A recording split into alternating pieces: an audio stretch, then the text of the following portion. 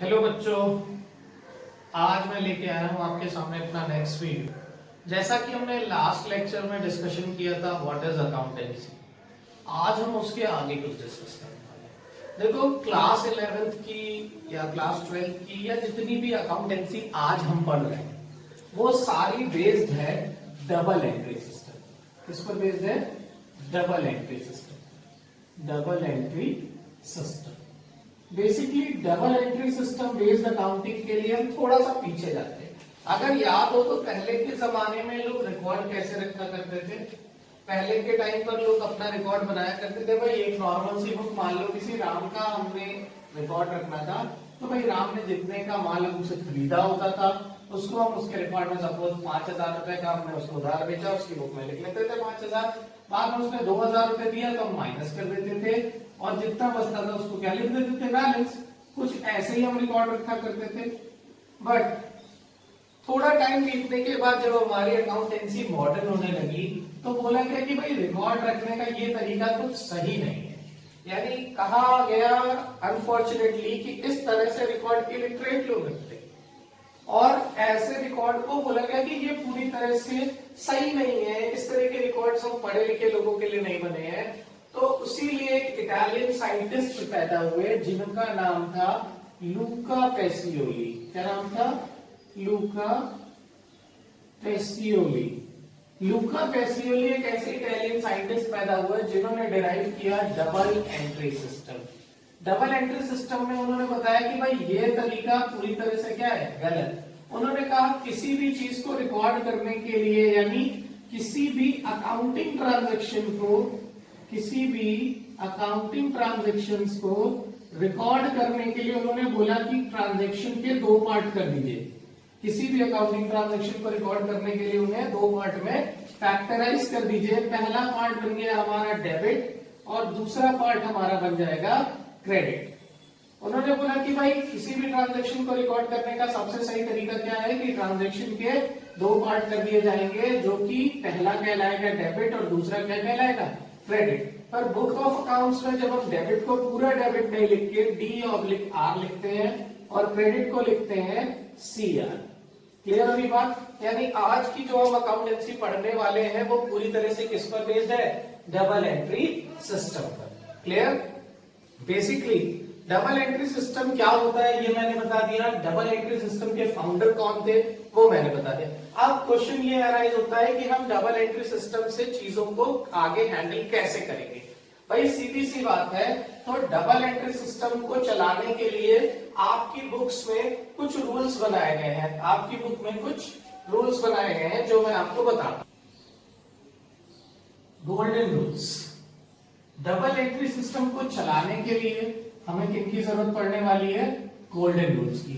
बच्चों ये golden rules जो हम आज करने वाले हैं ये हमें लाइफ लॉन्ग काम आने वाला है। यानी जब तक हम अकाउंटेंसी पढ़ेंगे इन गोल्डन रूल्स के बिना हम अकाउंटेंसी में कुछ भी पोस्टिंग नहीं कर पाएंगे। यानी मेरे कहने का मतलब है कि ये गोल्डन रूल्स बहुत इंपॉर्टेंट होने वाले हैं और जितनी जल्दी आप गोल्डन रूल्स को समझ लेंगे, आप समझ लेना कि आपने अकाउंटेंसी को वहां तक सीख लिया। तो हमारे गोल्डन रूल्स के अकॉर्डिंग हमारी 3 तरह के अकाउंट बनाए जाते हैं। सबसे पहला अकाउंट हम बनाते हैं रियल अकाउंट।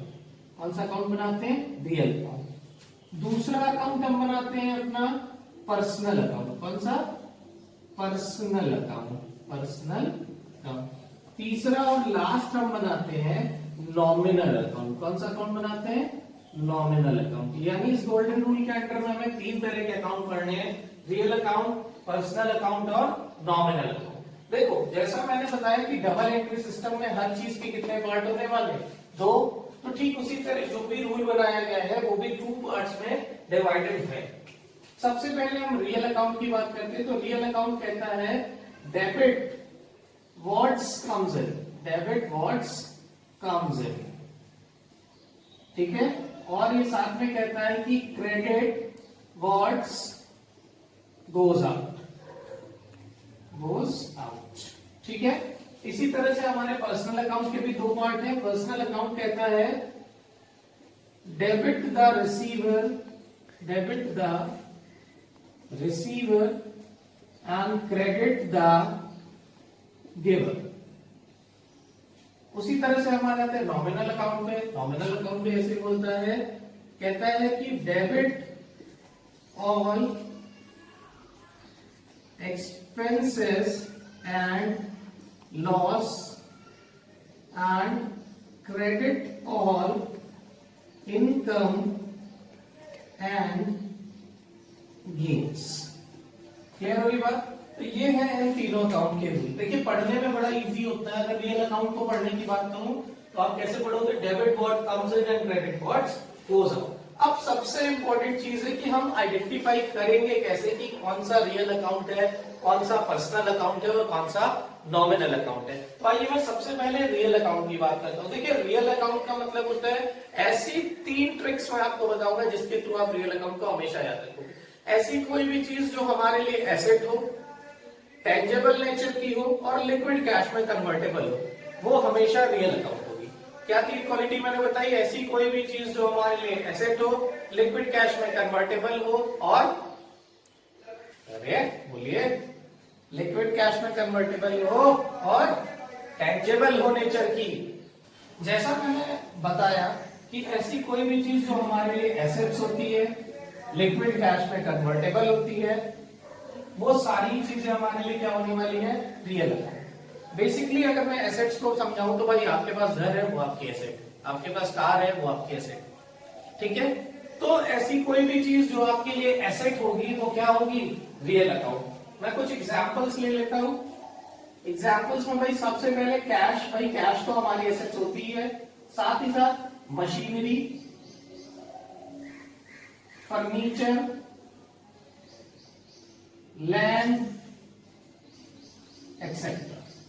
तो ध्यान रखिएगा कैसे आइडेंटिफाई करेंगे ऐसी कोई भी चीज जो हमारे लिए एसेट्स हो, टेंजेबल नेचर की हो, लिक्विड कैश में कन्वर्टेबल हो। भाई लिक्विड कैश में कन्वर्टेबल का मतलब आप जब चाहो उसे बेचकर कैश में कन्वर्ट कर सकते हो। जिस भी चीज में ये क्वालिटीज होंगी वो कौन सा अकाउंट होगी?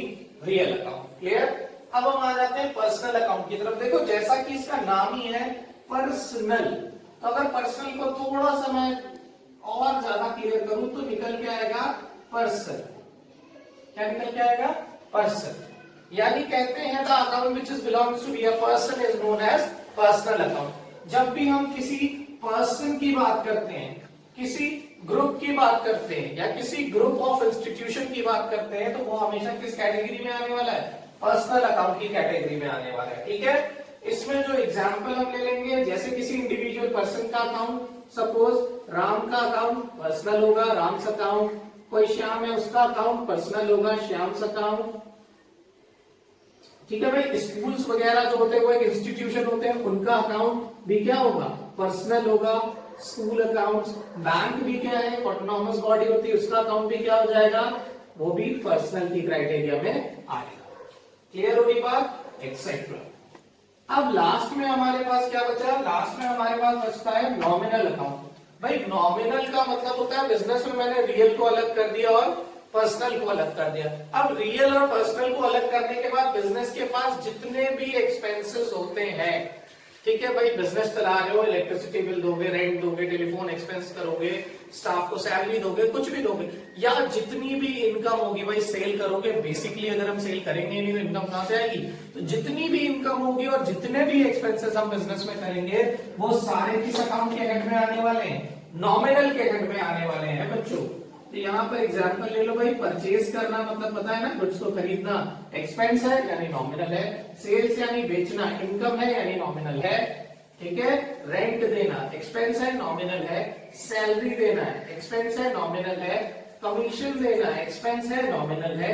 तो ऐसी कोई भी चीज जो हमारे लिए एक्सपेंस होगी या फिर इनकम होगी वो किस अकाउंट के अंडर में आने वाली है बच्चों?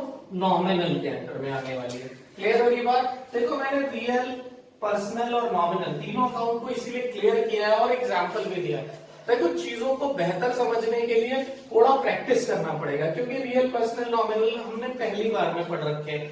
अब ध्यान देने की बात यह है कि मेरे लेक्चर्स को आप ध्यान से देखो और आइडेंटिफाई करना कि क्या रियल है, क्या पर्सनल है, क्या नॉमिनल है। क्लियर होगी बात? मैं एक छोटा सा एग्जांपल ले लेता हूं जिसके थ्रू आपको मैं क्लियर करके बता पाऊंगा कि आप कैसे आइडेंटिफाई करोगे कि ये रियल है, ये पर्सनल है या ये नॉमिनल है। इसी टेबल ड्रॉ कर लेता हूं, चार्ट ड्रॉ कर ले रहे हैं। जिसमें सबसे पहले मैं यहाँ पे रख देता हूँ रियल अकाउंट को, उसके बाद हम ले लेते हैं पर्सनल अकाउंट को, और फिर हम ले लेंगे नॉमिनल अकाउंट को। क्लियर हो रही बात? चलिए देखिए, सबसे पहले आ जाता है हमारे पास क्या एग्जांपल है, लैंड। भाई लैंड क्या है? एक तरह की एसेट है ना, आप जब चाहो इसे बेचकर कैश पे कन्वर्ट कर सकते हो। मैंने बताया था ना, ऐसी कोई भी चीज जो एसेट है वो किसका मेंबर होने वाली है? रियल अकाउंट का। लैंड के बाद नेक्स्ट है हमारे पास परचेजेस। परचेज करने का मतलब भाई बिजनेस गुड्स क्या करता है? परचेज करता है मेनी टाइम्स, तो ये क्या है? एक्सपेंस। कोई भी एक्सपेंस नॉमिनल अकाउंट का मेंबर होने वाला है। परचेज के बाद में रेंट, रेंट देना भी क्या है? खर्चा है, और खर्चा है तो नॉमिनल अकाउंट। रेंट के बाद में उसी तरह से आ जाता है हमारे पास सैलरी। सैलरी भी क्या है? एक तरह का खर्चा है। किसी खर्चा है तो वो हमेशा नॉमिनल अकाउंट में आएगा। सैलरी के बाद नेक्स्ट हमारे पास आ जाता है मशीनरी। भाई मशीनरी का है, एक लॉन्ग टर्म एसेट्स होती है। भाई मशीनरी आप जब चाहो बेच सकते हो ना, तो वो क्या हो जाएगी? एसेट। और कोई भी एसेट आपकी रियल अकाउंट। उसके बाद आ जाता है ड्राइंग्स। भाई ड्राइंग्स की जहां तक बात की जाए तो ड्राइंग्स का मतलब होता है जब बिजनेसमैन बिजनेस से अपने पर्सनल यूज के लिए कुछ पैसे विड्रॉ कर लेता है। ठीक है, तो फिलहाल ड्राइंग्स को बिजनेस हमेशा अपने लिए क्या मानेगा? एक्सपेंस ही मानता है। ड्राइंग्स के बाद आ जाता है कमीशन। कमीशन भी भाई एक तरह का एक्सपेंस और इनकम हो सकती है, तो नॉमिनल अकाउंट। ठीक है बच्चा। उसके बाद में आपके पास वेजेस। वेजेस देना भी क्या होता है? एक तरह से खर्चा ही है, तो उसको भी आप कहाँ रखोगे? नॉमिनल में रखोगे। वेजेस के बाद आ जाता है फर्नीचर। भाई फर्नीचर क्या होता है? लॉन्ग टर्म के लिए खरीदा जाता है ना, तो वो क्या हो जाएगा? एसेट। और कोई भी चीज एसेट है तो किस अकाउंट में जाएगी? रियल अकाउंट में। फर्नीचर के बाद नेक्स्ट है हमारे पास कैश। भाई कैश तो अपने आप में ही संपत्ति यानी एसेट होती है, तो कैश अकाउंट। ठीक है। बैंक, इंडिविजुअल बैंक शब्द की अगर बात की जाए तो बैंक किस कैटेगरी में आता है? बैंक आता है पर्सनल अकाउंट। क्यों? क्योंकि हम किसी संस्था की बात कर रहे हैं। ठीक है, अगर कैश एट बैंक या कैश इन हैंड होता तो वो हमारे लिए एसेट बन जाता। फिर नेक्स्ट आ जाते हैं बिल्डिंग। बिल्डिंग भी क्या है? एसेट्स है, तो एसेट्स है, इसका मतलब ही है कि वो कौन सा अकाउंट है? Real account. उसके बाद में आ जाता है सेल्स। भाई सेल्स हमारी इनकम होती है, और इनकम कौन सा अकाउंट? Nominal account. उसके बाद में क्या लिखा है? Advertisement expense. भाई एडवर्टीजमेंट के साथ ही एक वर्ड आप देख पाओगे क्या? एक्सपेंस ना। और मैंने क्लियर बताया एक्सपेंस किस अकाउंट का पार्ट है? नॉमिनल। तो इसको उठाकर कहां लिख लीजिए? नॉमिनल में, एडवर्टीजमेंट एक्सपेंस। फिर उसके बाद नेक्स्ट आ जाता है इंटरेस्ट रिसीव।